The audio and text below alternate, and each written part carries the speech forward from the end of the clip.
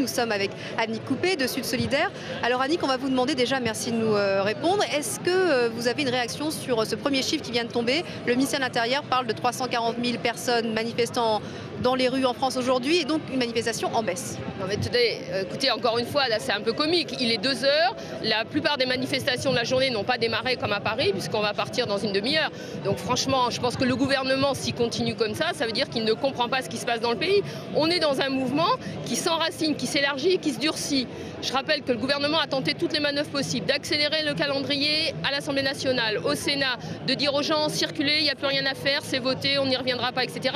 Et malgré ça, le mouvement continue à s'enraciner. De nouveaux appels à des grèves, y compris des grèves reconductibles, sont décidés pour le début de la semaine prochaine.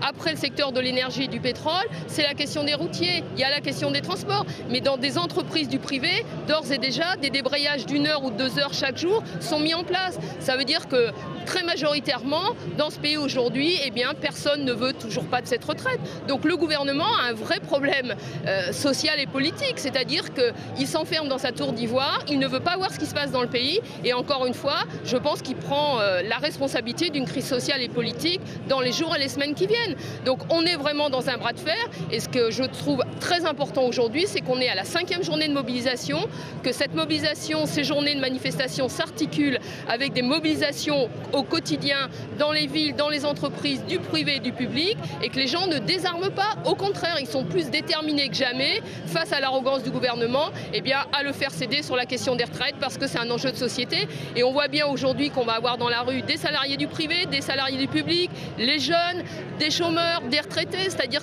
on est vraiment sur un enjeu de société. Donc le gouvernement, encore une fois, est totalement irresponsable de ne pas prendre la mesure de ce qui se passe dans le pays.